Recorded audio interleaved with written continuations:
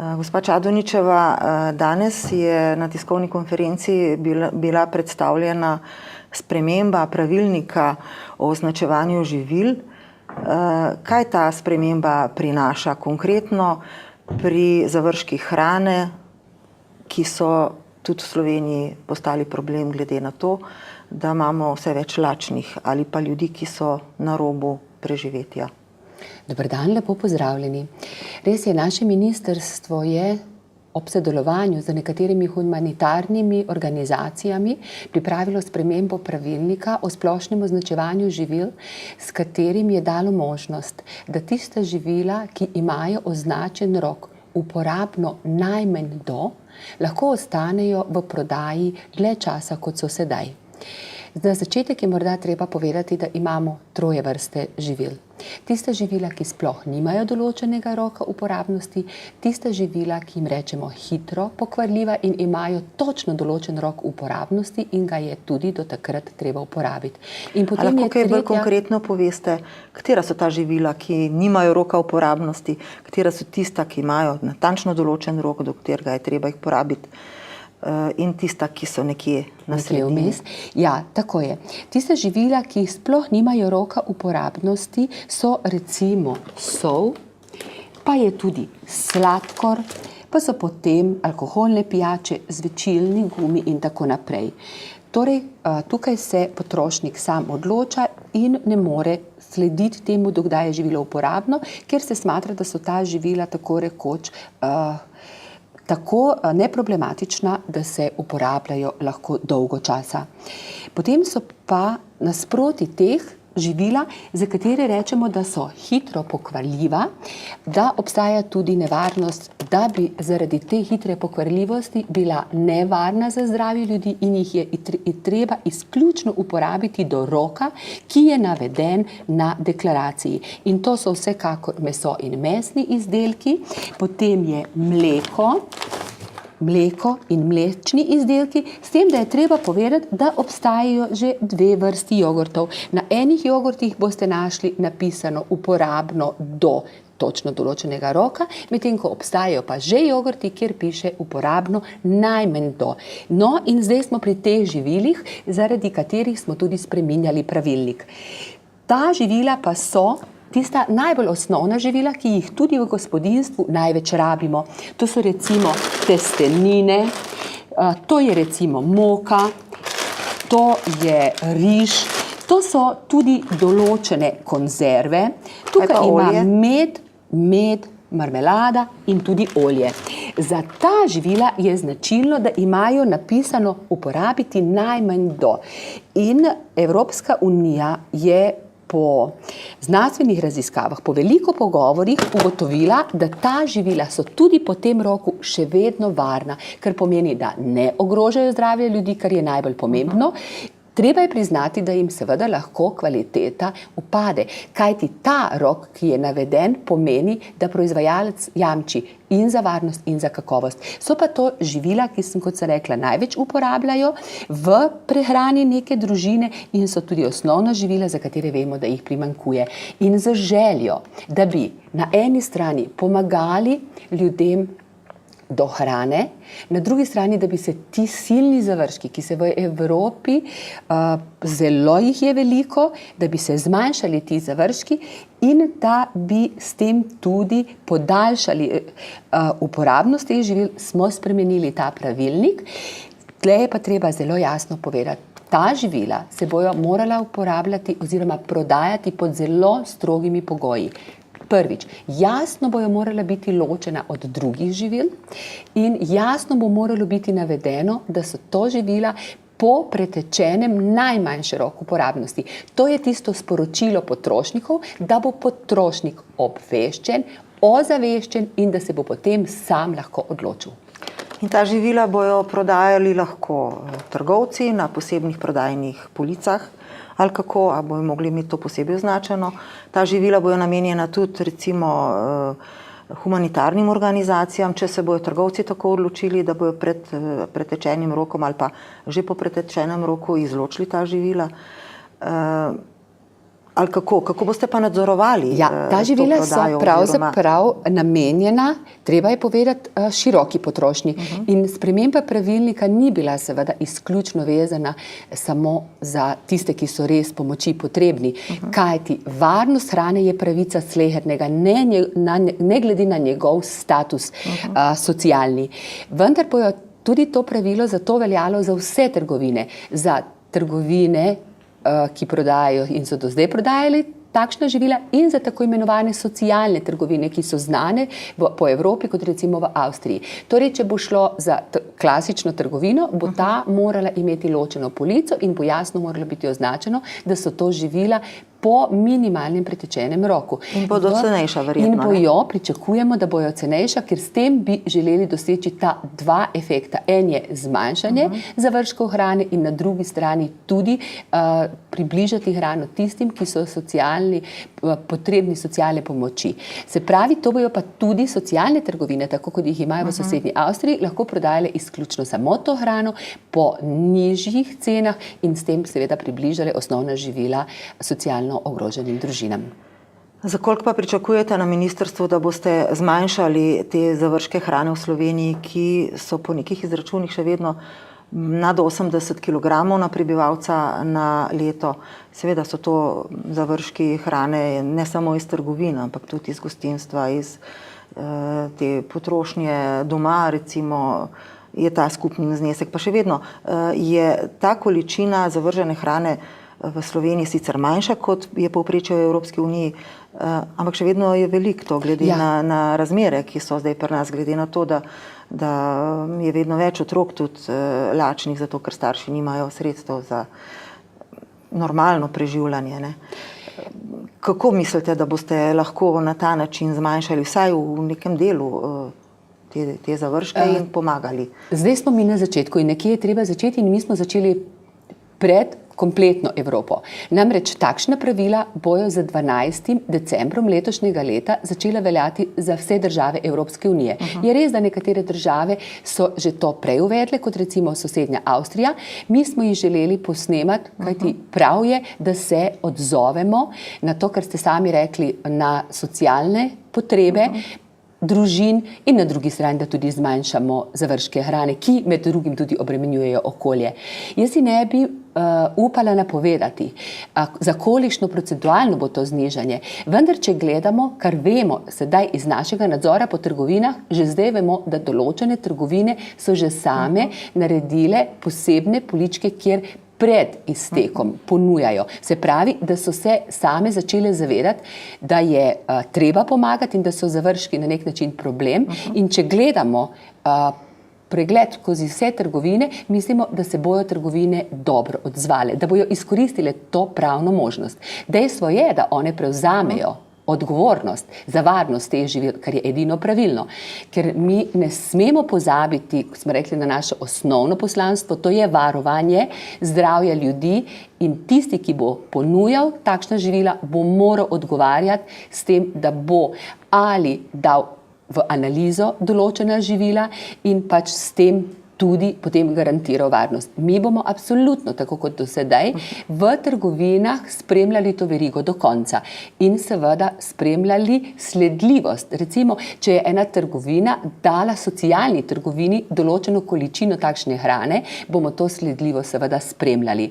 S tem mislim, da bomo spodbudili potrošnike na eni strani, da začnejo razmišljati in posegati po takšni hrani. Po drugi strani, da bomo tudi potrošnike opozorili, čez dobrega pol leta bo to popolnoma normalno v celi Evropi, torej potrošniki bodite pozorni.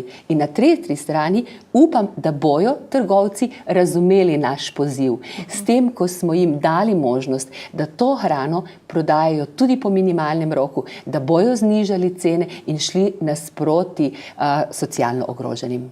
Ampak ob tem se pojavlja tudi vprašanje, rekli ste, spremljali boste sledljivost. Vprašanje kakovosti teh živil.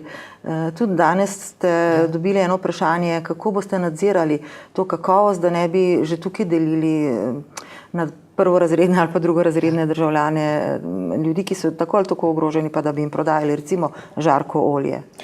Res je, treba je zelo jasno povedati, da preden smo se odločili, da gremo v to spremembo, smo se zelo veliko pogovarjali o tem, da ne bi nekdo razumel, da delimo državljane na revne in na tiste, ki si lahko vse privoščijo.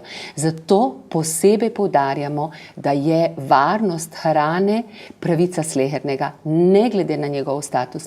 Zaradi tega bomo med temi živili izbirali in vzorčili tista, ki predstavljajo lahko večje tveganje. Če vzamemo samo olje ali pa moko ali pa testenine, veva, da je recimo olje, če je nepravilno skladiščeno, lahko postane žarko in je nevarno. Takšna nevarnost je verjetno manjša pri testeninah ali pa pri konzervah trajnih. V moko lahko pridejo žužki. V moko lahko pa pridejo po žužki, ampak želela sem povedati, da so določena živila, če se pokvarijo, se spremeni njihova organoleptika. In tudi žužki so recimo takšni. Kar pomeni, da bo lahko trgovec tudi organoleptično spremljal in na koncu tudi potrošnik. On bo dobil informacijo. Torej, to je živilo, ki mu je iztekel minimalni rok uporabnosti, mora biti tudi sam bolj pozoren. In če je spremenjena organoleptika, absolutno ima pravico, da vrne to živilo in da dobi denar nazaj. Se pravi, vsi, ki bomo sodelovali v tej verigi, bomo morali biti bolj pozorni. To pa je dejstvo. No, zdaj ta pravilnik govori očitno samo o prodaji te hrane prek trgovin.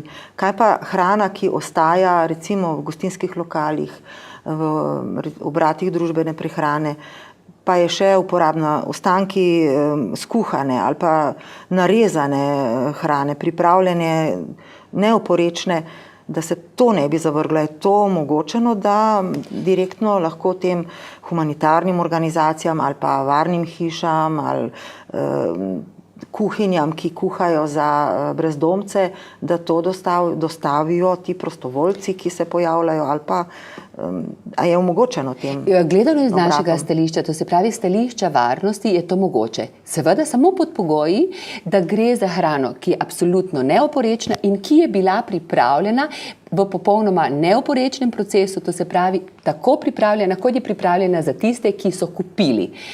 Se pravi, če gre za hrano, ki je ostala in je bila pripravljena po sistemu HACCP in tisti, ki jo da, jamči, da je tako varna, kot za tistega, ki jo je prodal, potem je to iz stališča varnosti absolutno možno. Nikakor pa to ne smejo biti kakršnikoli ostanki. Nikakor to ne smejo biti ostanki. Se pravi, način priprave in kvaliteta in varnost hrane mora biti takšna, kot bi šlo za prodajo.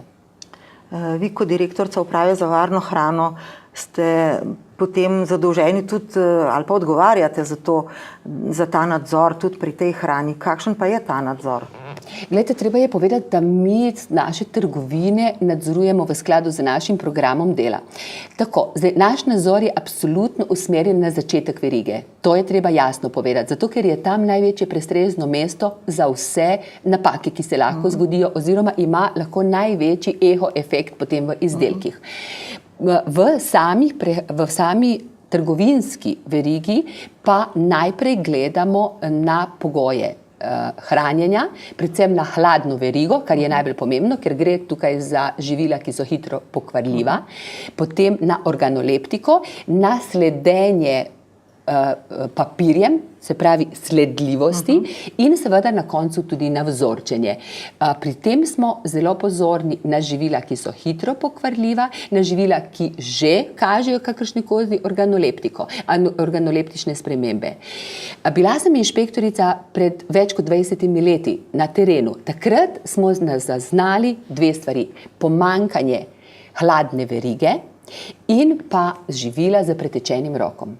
Sedaj je zaveščenost in za odgovornost tistih, ki ponujajo blago in storitev, veliko višja. To je eno, se pravi, da so s tem tudi zastopom v Evropo, se zavedajo, da je zakonodaja, tako imenovan higienski paket, naložil odgovornost tistemu, ki daje. Mi vršimo nadzor. To je eno, zavedanje je višje.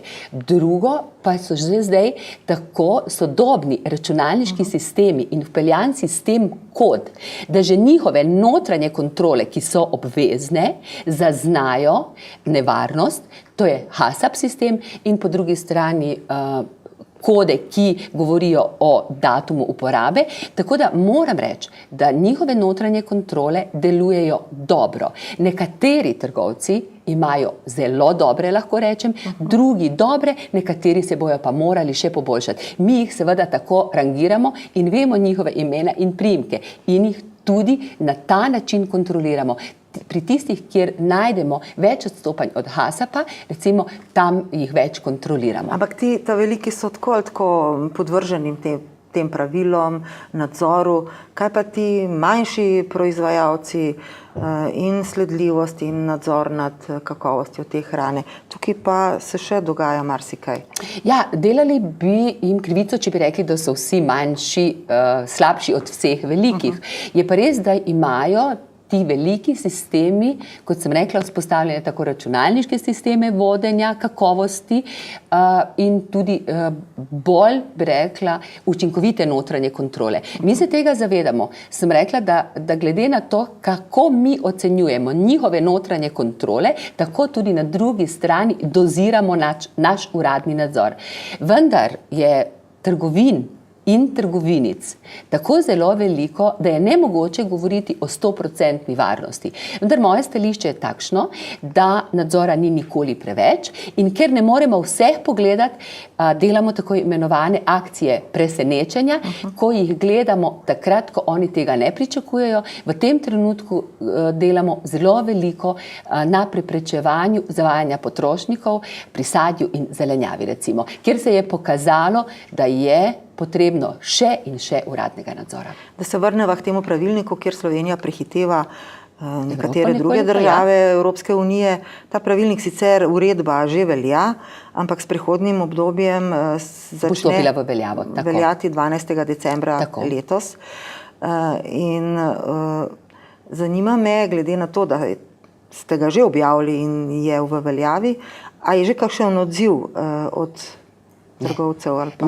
Ne, za zdaj nismo zaznali mogoče bojo odziva. Mogoče bojo zdaj, mogoče oni so bili seznanjeni za spremembo pravilnika, to moram povedati, zato ker je tudi takšen postopek v državni upravi, da se pravilnik sprejema v sodelovanju oziroma ob obveščenosti vseh, ki se jih ta predpis dotika. Niso bili proti, ne morem reči, nekateri so tudi pozdravili. Vsekakor je pa naša komunikacija z javnostjo na eni strani dobrodošla, zato da bojo trgovci izkoristili to možnost, ki jim dajemo, na drugi strani pa da bojo potrošniki se začeli zavedati svojih pravic. Tukaj morajo biti potrošniki še bolj pozorni na svoje pravice in zahtevati dejansko od trgovcev, ne glede na predpis, varnost izdelka. In da bo končni rezultat potem tak, da bo manj zavržene hrane s pretečenim rokom. In manj lačnih otrok, upajmo. Ja, to je bila želja našega ministra.